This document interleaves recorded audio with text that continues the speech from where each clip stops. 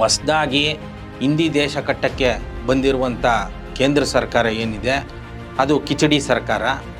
At least ಈಗಲಾದ್ರೂ ನಾವು ಶಿಕ್ಷಣ ವ್ಯವಸ್ಥೆನ ರಾಜ್ಯ ಸರ್ಕಾರಕ್ಕೆ ಮರಳಿ ಪಡ್ಕೊಳ್ಬೇಕು. ಕೇಂದ್ರೀಯ ವಿದ್ಯಾಲಯ ಅನ್ನುವಂಥ ಸಂಸ್ಥೆನ ಹುಟ್ಟಾಕಿ ಅದ್ರ ಮುಖಾಂತರ ಕೇಂದ್ರೀಕರಣಗೊಳಿಸ್ಕೊಳ್ತಿದ್ದಾರೆ. CBSE ಸಿಲೆಬಸ್ಸಲ್ಲಿ ಓದ್ಬಿಟ್ರೆ ತುಂಬ ಗ್ರೇಟು, ಶ್ರೇಷ್ಠ, ಭಾಳ ಬುದ್ಧಿವಂತ, ಈ ರೀತಿಯ ಮನಸ್ಥಿತಿನ ಸತತವಾಗಿ 50-60 ವರ್ಷ ತುಂಬ್ಕೊಂಡು ಬಂದು ಇವಾಗ ವರ್ಷದಿಂದ ವರ್ಷಕ್ಕೆ ರಾಜ್ಯ ಸರ್ಕಾರದ ಸಿಲೆಬಸ್ಸಿನ ಸ್ಕೂಲ್ಗಳು ಅಂದರೆ ಸರ್ಕಾರಿ ಸ್ಕೂಲ್ಗಳು ಮುಚ್ತಿವೆ. ನೀವು central board of secondary education ಅಂದ ತಕ್ಷಣವೇ ಇವರು ಆಲ್ ಇಂಡಿಯಾ ಲೆವೆಲ್ ಹಿಸ್ಟ್ರಿನ ಹೇಳ್ಕೊಡ್ತಾರೆ. ಇಲ್ಲಿ ಸ್ಥಳೀಯವಾದ ನಮ್ಮ ಕನ್ನಡ ನಾಡು ನುಡಿ ಮತ್ತು ಸಮಾನತೆಗೆ ಕೆಲಸ ಮಾಡಿದ ಮಹಾಪುರುಷರುಗಳ ಬಗ್ಗೆನೇ ಹೇಳ್ಕೊಡಲ್ಲ. ಅಧಿಕಾರಕ್ಕೆ ಬಂದ ತಕ್ಷಣವೇ ಅವ್ರು ಮಾಡುವಂಥದ್ದು ಏನು ಅಂದರೆ ಮದ್ರಾಸ್ ಹೆಸರನ್ನ ತಮಿಳ್ನಾಡು ಅಂತ ಚೇಂಜ್ ಮಾಡ್ತಾರೆ. ಜೊತೆಗೆ 2 ಲ್ಯಾಂಗ್ವೇಜ್ ಪಾಲಿಸಿನ ತರ್ತಾರೆ. ಎಜುಕೇಷನಲ್ಲಿ ನಾವು ತಮಿಳನ್ನ ಕಲಿಸ್ತೀವಿ ಮತ್ತು ಇಂಗ್ಲೀಷನ್ನು ಕಲಿಸ್ತೀವಿ, ಯಾವ ಕಾರಣಕ್ಕೂ ಹಿಂದಿನ ನಾವು ಕಲಿಸಲ್ಲ ಅಂತ ಹೇಳ್ತಾರೆ. ನಾವು ಈ ಸೆಂಟ್ರಲ್ಲು ನ್ಯಾಷನಲ್ ಅನ್ನುವಂಥದ್ದನ್ನು ಸಾರಸಟ್ಟಾಗಿ ತಿರಸ್ಕರಿಸಬೇಕು. ನಮಗೆ ಏನೇ ಯೋಜನೆಗಳು ಇದ್ರೂ ಕೂಡ ಅದು ರಾಜ್ಯ ಸರ್ಕಾರದಿಂದ ಆಗಬೇಕು. ಎಲ್ಲರಿಗೂ ಶರಣು.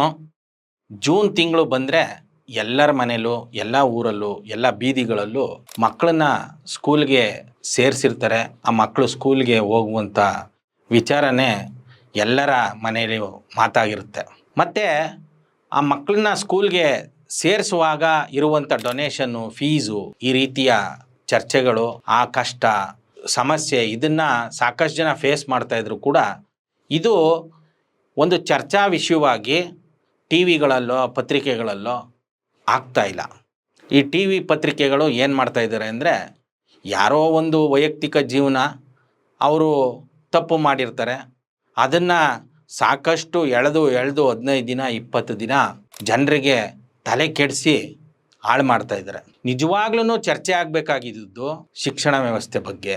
ಹೊಸದಾಗಿ ಹಿಂದಿ ದೇಶ ಕಟ್ಟಕ್ಕೆ ಬಂದಿರುವಂಥ ಕೇಂದ್ರ ಸರ್ಕಾರ ಏನಿದೆ ಅದು ಕಿಚಡಿ ಸರ್ಕಾರ.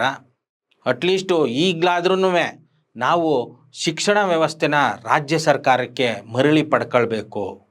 ಯಾಕೆ ಮರಳಿ ಪಡ್ಕೊಳ್ಬೇಕು ಅಂತ ಹೇಳ್ತೀನಿ ಅಂತಂದರೆ 1976ವರೆಗೂ ಶಿಕ್ಷಣ ವ್ಯವಸ್ಥೆ ಸಂಪೂರ್ಣವಾಗಿ ರಾಜ್ಯ ಸರ್ಕಾರಗಳ ಕೈಯಲ್ಲಿತ್ತು.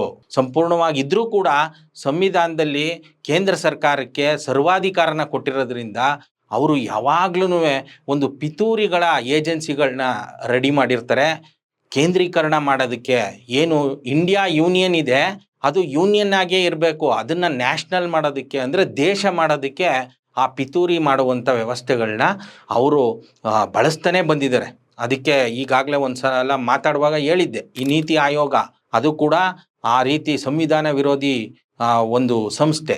ಅದೇ ರೀತಿ ಇವರು ಈ ಶಿಕ್ಷಣ ವ್ಯವಸ್ಥೆಯಲ್ಲಿ 1963ರಿಂದನೇ ಕೇಂದ್ರೀಯ ವಿದ್ಯಾಲಯ ಅನ್ನುವಂಥ ಸಂಸ್ಥೆನ ಹುಟ್ಟಾಕಿ ಅದ್ರ ಮುಖಾಂತರ ಕೇಂದ್ರೀಕರಣಗೊಳಿಸ್ಕೊಳ್ತಿದ್ದಾರೆ. ಇವತ್ತು ನಾವು ಯಾರಿಗಾದ್ರೂ ಕೇಂದ್ರೀಯ ವಿದ್ಯಾಲಯ ಅಲ್ಲಿಗೆ ಸೇರಿಸ್ಬೇಡಿ, ಅದು ತುಂಬ ನಮ್ಮ ಸಮಸ್ಯೆ ಆಗುತ್ತೆ, ನಮ್ಮ ನಾಡು ನುಡಿಗೆ ಅಂತೆಲ್ಲ ಹೇಳಿದ್ರೆ ನಮ್ಮನ್ನು ಕೆಟ್ಟದಾಗಿ ನೋಡ್ತಾರೆ.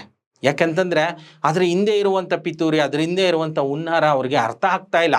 1963ರಲ್ಲಿ ಈ ಕೇಂದ್ರೀಯ ವಿದ್ಯಾಲಯಗಳನ್ನ ತೆಗೆಯುವಾಗ ಕೇಂದ್ರ ಸರ್ಕಾರ ಹೇಳಿದ್ದೇನಂತಂದರೆ ಸೆಂಟ್ರಲ್ ಗೌರ್ಮೆಂಟ್ ಎಂಪ್ಲಾಯೀಸ್ ಮಕ್ಕಳು ಸೆಂಟ್ರಲ್ ಗೌರ್ಮೆಂಟ್ ಎಂಪ್ಲಾಯೀಸ್ಗೆ ಟ್ರಾನ್ಸ್ಫರ್ ಇರುತ್ತಲ್ಲ, ಹಾಗಾಗಿ ಅವ್ರಿಗೆ ಒಂದೇ ರೀತಿಯ ಎಜುಕೇಷನ್ ಸಿಗಬೇಕು ಅಂತ ನಾವು ಇದನ್ನು ಓಪನ್ ಮಾಡ್ತೀವಿ ಅನ್ನುವಂಥ ಹೆಸರಲ್ಲಿ ಅವರು ಆ ಸ್ಕೂಲ್ಗಳನ್ನ ತೆಗೆದ್ರು.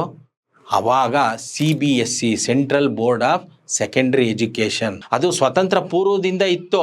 ರಾಜ್ಯ ಸರ್ಕಾರ ಮತ್ತು ಒಂದು ಯೂನಿಯನ್ ಗೌರ್ಮೆಂಟ್ ಏನಿತ್ತು ಅದ್ರ ಮಧ್ಯೆ ಒಂದು ರಿಲೇಷನ್ಶಿಪ್ಪನ್ನು ಮೇಂಟೈನ್ ಮಾಡೋದಕ್ಕೆ 1926ರಿಂದನೋ 29ರಿಂದನೇ ಅದು ಚಾಲ್ತಿಲಿತ್ತು.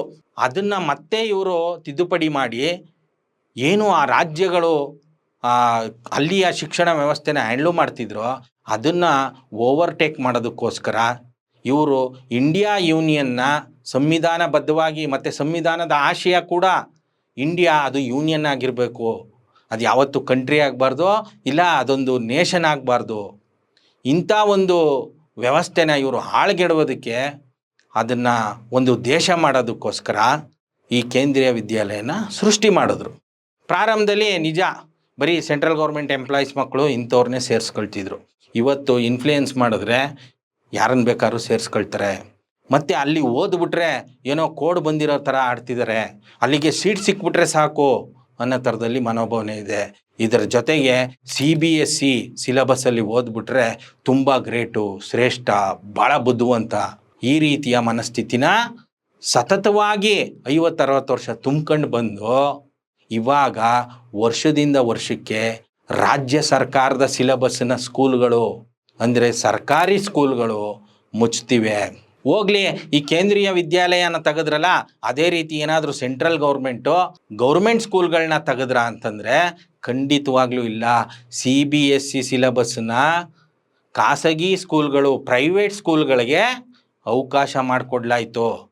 ಇವತ್ತು ವರ್ಷದಿಂದ ವರ್ಷಕ್ಕೆ ಈ ವರ್ಷ ಹೆಚ್ಚು ಕಮ್ಮಿ 14,000 ಒಂದು ಯಾವುದೋ ಮೀಡಿಯಾದಲ್ಲಿ ಬಂದಿತ್ತು ಅದರದ್ದು ಸಮೀಕ್ಷೆ, 14,000 ಚಿಲ್ಲರೆ ಸರ್ಕಾರಿ ಸ್ಕೂಲ್ಗಳು ಮುಚ್ಚೋದಕ್ಕೆ ರೆಡಿಯಾಗಿವೆ ಅಂತೆ.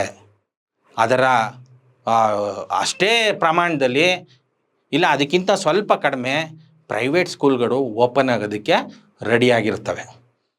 ಈ ಪ್ರೈವೇಟ್ ಸ್ಕೂಲ್ಗಳು ದುಡ್ಡು ಕೀಳೋದ್ರ ಜೊತೆಗೆ ಇವರು ಅಡಾಪ್ಟ್ ಮಾಡ್ಕೊಳ್ಳುವಂಥ ಸಿಲೆಬಸ್ ಯಾವುದು ಅಂತಂದರೆ CBSEನೇ ಆಗಿರುತ್ತೆ. ಯಾಕೆಂದರೆ ಈ ಭ್ರಮೆಗೆ ಒಳಪಟ್ಬಿಟ್ಟವರಲ್ಲ ಜನ, CBSEಲಿ ಓದಿದ್ರೆ ತುಂಬ ಬುದ್ಧಿವಂತರು, ತುಂಬ ಶ್ರೇಷ್ಠ, ಈ ಥರದ್ದು ಭ್ರಮೆಗೆ ಒಳಪಟ್ಟಿರೋದ್ರಿಂದ ಸ್ಟೇಟ್ ಸಿಲೆಬಸ್ಸು ನಶಿಸುತ್ತಾ ಹೋಗುತ್ತೆ. ಸೆಂಟ್ರಲ್ ಆಗಲಿ ಅದು ಸ್ಟೇಟ್ ಆಗಲಿ, ಸೈನ್ಸು ಮ್ಯಾಥ್ಸು ಏನು ವಿಜ್ಞಾನ ಮತ್ತು ಗಣಿತ ಅಂತೀವಿ, ಇದು ಅಕ್ರಾಸ್ ದಿ ಗ್ಲೋಬ್ ಜಗತ್ತಿನಾದ್ಯಂತ ಒಂದೇ ಇರುತ್ತೆ. ಆದರೂ ಕೂಡ ಅದು ರಾಜ್ಯ ಸರ್ಕಾರ ಹ್ಯಾಂಡ್ಲ್ ಮಾಡಿದ್ರೆ ಅಲ್ಲಿ ಬರುವಂಥ ಉದಾಹರಣೆಗಳಿಗೆ ಇಲ್ಲಿಯ ಸ್ಥಳೀಯವಾದ ಉದಾಹರಣೆಗಳನ್ನ ಕೊಟ್ಟು ಅರ್ಥ ಮಾಡಿಸೋದಕ್ಕೆ ಸಾಧ್ಯತೆ ಇರುತ್ತೆ. ಅಲ್ಲೂ ಕೂಡ ನಮ್ಮ ಪ್ರಾದೇಶಿಕವಾದ ಮತ್ತು ನಮ್ಮತನಗಳು ಉಳಿಯೋದಕ್ಕೆ ಸಾಧ್ಯತೆ ಇರುತ್ತೆ.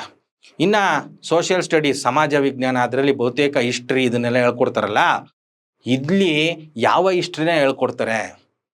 ನೀವು central board of secondary education ಅಂದ ತಕ್ಷಣವೇ ಇವರು ಆಲ್ ಇಂಡಿಯಾ ಲೆವೆಲ್ ಹಿಸ್ಟ್ರಿನ ಹೇಳ್ಕೊಡ್ತಾರೆ. ಇಲ್ಲಿ ಸ್ಥಳೀಯವಾದ ನಮ್ಮ ಕನ್ನಡ ನಾಡು ನುಡಿ ಮತ್ತು ಸಮಾನತೆಗೆ ಕೆಲಸ ಮಾಡಿದ ಮಹಾಪುರುಷರುಗಳ ಬಗ್ಗೆನೇ ಹೇಳ್ಕೊಡಲ್ಲ. ಇಲ್ಲಿ ನಡೆದಿರುವಂಥ ಐತಿಹಾಸಿಕ ಘಟನೆಗಳ ಬಗ್ಗೆನೇ ಹೇಳ್ಕೊಡಲ್ಲ. ಪಾಠಗಳೇ ಇರೋದಿಲ್ಲ. ಕನ್ನಡ, ಇಂಗ್ಲೀಷ್ ಮತ್ತು ನಮಗೆ ಹೊರೆ ಆಗಿರುವಂಥ ಹಿಂದಿ ಕೂಡ, ಇಲ್ಲೂ ಕೂಡ ಇವರು ಕನ್ನಡದಲ್ಲೂ ಕೂಡ ಇವ್ರು ಏನು ಮಾಡ್ತಾರೆ, ನಾರ್ತ್ ಇಂಡಿಯಾದ ವಿಚಾರಗಳನ್ನೇ ಏರ್ತಾ ಹೋಗ್ತಾರೆ CBSE ಸಿಲೆಬಸ್ ಮುಖಾಂತರ. ಹಾಗಾಗಿ ಈ ಸೆಂಟ್ರಲ್ ಅನ್ನುವಂಥದ್ದು, ನ್ಯಾಷನಲ್ ಅನ್ನುವಂಥದ್ದು ಇವೆಲ್ಲವೂ ಕೂಡ ಪಿತೂರಿಗಳೇ. ನಾವಿರುವಂಥದ್ದು ಇಂಡಿಯನ್ ಯೂನಿಯನ್ ವ್ಯವಸ್ಥೆಯಲ್ಲಿ. ಈ ವ್ಯವಸ್ಥೆಯಲ್ಲಿ ಇವರು ಇದನ್ನು ಹಾಳುಗೆಡುವುದಕ್ಕೆ, ನಮ್ಮ ಏನು ಅಸ್ಮಿತೆಗಳಿದೆ ಅದನ್ನು ಹಾಳು ಮಾಡೋದಕ್ಕೆ ಮತ್ತೊಂದು ಸಂಸ್ಥೆನ ಹುಟ್ಟಾಕ್ತಾರೆ ಇದೇ ಶಿಕ್ಷಣ ವಿಚಾರದಲ್ಲಿ. ಆ ಸಂಸ್ಥೆಯ ಹೆಸರು ನವೋದಯ. ಇವಾಗ ನವೋದಯ ಕೋಚಿಂಗ್ ಸೆಂಟರ್ಸ್, ನವೋದಯಗೆ ಎಂಟ್ರೆನ್ಸ್ ಸಿಕ್ಬಿಟ್ರೆ ಸಾಕು, ನವೋದಯದಲ್ಲಿ ಓದ್ತಾ ಇದ್ದಾರೆ, ನಮ್ಮ ಮಕ್ಕಳು ನವೋದಯದಲ್ಲಿ ಓದ್ತಾ ಇದ್ದಾರೆ, ಈ ಥರದ್ದು ಎಷ್ಟು ಸಂಭ್ರಮದಿಂದ ಹೇಳ್ತಾರೆ ಅಂತಂದರೆ, ಇಲ್ಲಿ ಇವರು ಓದ್ತಾ ಇರುವಂಥ ಸಿಲೆಬಸ್ ಯಾವುದು ಅಂತಂದರೆ CBSE. ಈ ನಿಜ ಹೇಳ್ಬೋದು, ಕನ್ನಡ ಒಂದು ಸಬ್ಜೆಕ್ಟ್ ಕಲಿತಿದ್ದಾರಲ್ಲ, ಕನ್ನಡದ ಮುಖಾಂತರ ಏನನ್ನು ಕಲಿತಿದ್ದಾರೆ? ಕನ್ನಡ ನಾಡಿನ ಬಗ್ಗೆ ಕಲಿತಿದ್ದಾರಾ? ಕನ್ನಡದ ಇತಿಹಾಸ ಕಲಿತಿದ್ದಾರಾ? ಕನ್ನಡದ ಬೆಳವಣಿಗೆ ಬಗ್ಗೆ ಕಲಿತಿದ್ದಾರಾ ಅಂದರೆ ಖಂಡಿತವಾಗ್ಲೂ ಇಲ್ಲ. ಅವರು ಕನ್ನಡದಲ್ಲೂ ಕೂಡ ಹಿಂದಿಯವ್ರ ಬಗ್ಗೆ, ನಾರ್ತ್ ಇಂಡಿಯಾ ಬಗ್ಗೆ ಕಲಿತಿರ್ತಾರೆ. ಆದ್ದರಿಂದ ಈ CBSE ಅನ್ನುವಂಥ ಏನು ಒಂದು ಸಿಲೆಬಸ್ಸು ಬಂತೋ, ಈ ಕೇಂದ್ರೀಯ ವಿದ್ಯಾಲಯ ಮತ್ತು ನವೋದಯ ಮುಖಾಂತರ ಇವತ್ತು ನಮ್ಮ ಇಡೀ ಶಿಕ್ಷಣ ವ್ಯವಸ್ಥೆನ ಹಾಳುಗೆಡುವುದಕ್ಕೆ ಇದು ಮೂಲ ಕಾರಣ.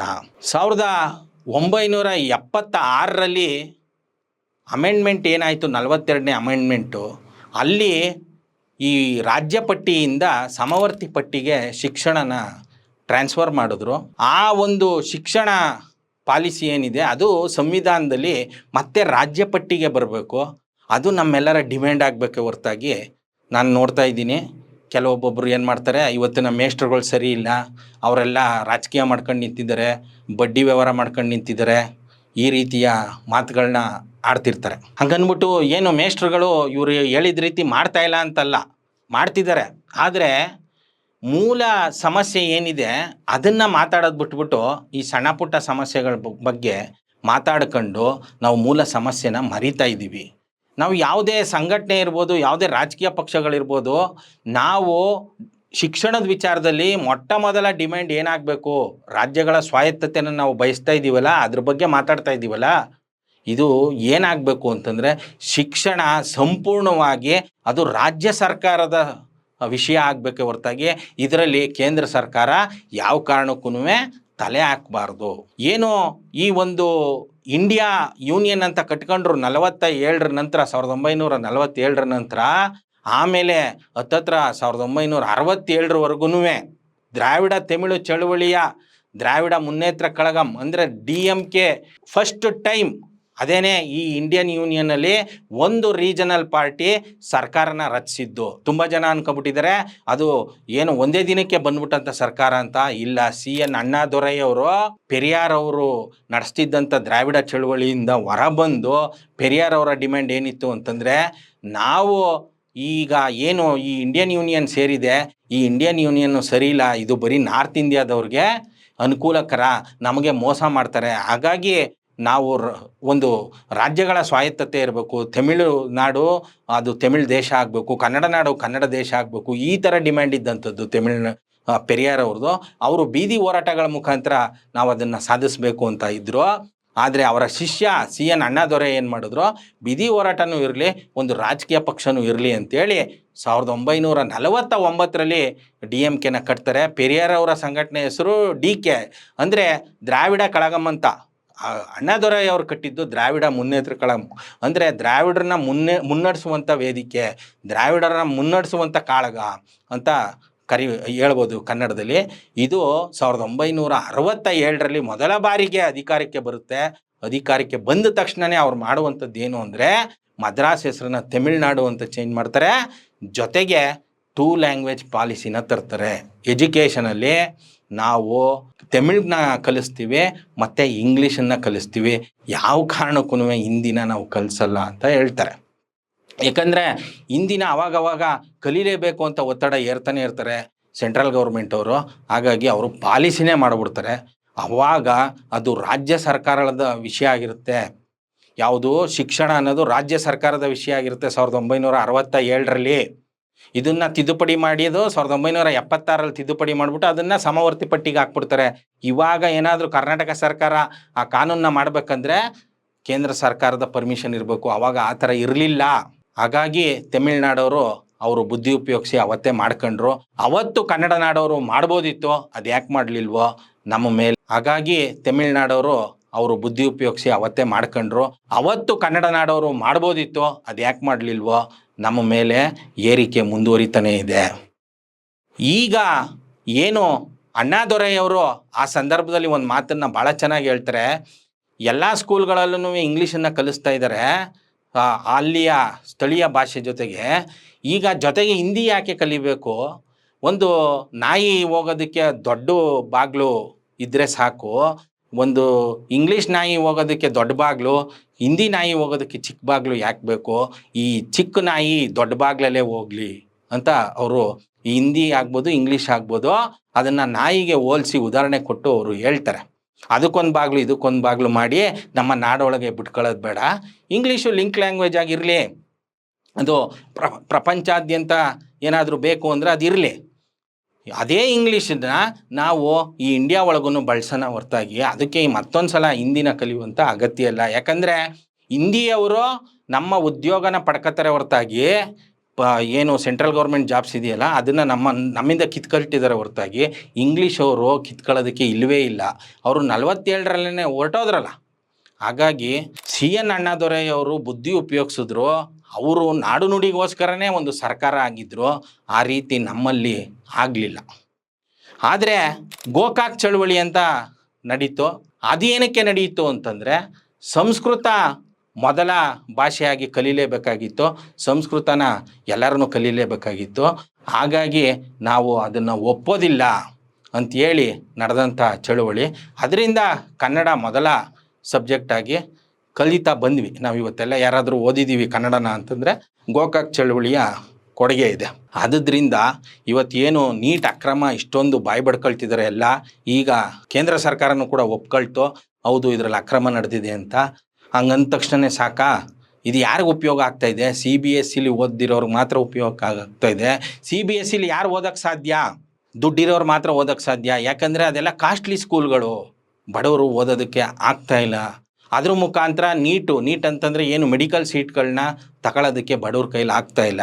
ಎಲ್ಲ ಶ್ರೀಮಂತರು ಡಾಕ್ಟ್ರುಗಳಾಗ್ಬಿಟ್ರೆ ಇವರು ಸರ್ವಿಸ್ ಮಾಡ್ತಾರ ನೋಡಿ. ಎಜುಕೇಷನು ಮತ್ತು ಹೆಲ್ತು ಇದು ಸರ್ಕಾರದ ವಿಷಯ ಆಗಬೇಕು, ಸರ್ಕಾರನೇ ಎಲ್ರಿಗೂ ಕೊಡಬೇಕು. ಯಾರೇ ಒಬ್ಬರು ಡಾಕ್ಟ್ರ್ ಆಗೋದಕ್ಕೆ 1 ಕೋಟಿನೋ 2 ಕೋಟಿನೋ ಬಂಡವಾಳ ಹಾಕಿ ಡಾಕ್ಟ್ರ್ ಆದರೆ ಅವರು ಅದರ 10 ಪಟ್ಟೋ 100 ಪಟ್ಟೋ ದುಡಿಯೋದಕ್ಕೆ ನೋಡ್ತಾರೆ ಹೊರತಾಗಿ ಜನರಿಗೆ ಸರ್ವಿಸ್ ಮಾಡೋದಕ್ಕೆ ನೋಡೋದಿಲ್ಲ. ಹಾಗಾಗಿ ಪ್ರತಿಯೊಂದಕ್ಕೂ ಕನೆಕ್ಷನ್ ಇದೆ ಇಲ್ಲಿ. ಆದ್ದರಿಂದ ನಾವು ಈ ಸೆಂಟ್ರಲ್ಲು ನ್ಯಾಷನಲ್ ಅನ್ನುವಂಥದ್ದನ್ನು ಸಾರಾಸಟ್ಟಾಗಿ ತಿರಸ್ಕರಿಸಬೇಕು. ನಮಗೆ ಏನೇ ಯೋಜನೆಗಳು ಇದ್ರೂ ಕೂಡ ಅದು ರಾಜ್ಯ ಸರ್ಕಾರದಿಂದ ಆಗಬೇಕು. ಆ ರೀತಿ ನಾವು ಸದಾ ಈ ಇಂಡಿಯನ್ ಯೂನಿಯನ್ ವ್ಯವಸ್ಥೆ ಮೇಲೆ ಒತ್ತಡನ ಹಾಕಬೇಕು. ನಾವು ಒಬ್ಬರೇ ಹಾಕಿದ್ರೆ ಅದು ಈಡೇರೋದಿಲ್ಲ ಅನ್ನುವಂಥ ಕಾರಣಕ್ಕೆ ನಮ್ಮ ಅಕ್ಕಪಕ್ಕದ ದ್ರಾವಿಡ ನುಡಿ ರಾಜ್ಯಗಳೇನಿವೆ ಅವರ ಜೊತೆ ಕೈ ಜೋಡಿಸಿ ಒಂದು ಸಣ್ಣ ಗುಂಪೇ ಇರ್ಬೋದು ಮಾಡ್ಕೊಂಡು ನಾವು ಇಂಡಿಯನ್ ಯೂನಿಯನ್ ವ್ಯವಸ್ಥೆ ಮೇಲೆ ಪ್ರಜಾಪ್ರಭುತ್ವದ ಹಾದಿಯಲ್ಲೇ ಒತ್ತಡಗಳನ್ನ ಹಾಕಬೇಕಾಗುತ್ತೆ. ಶರಣು. Thank you.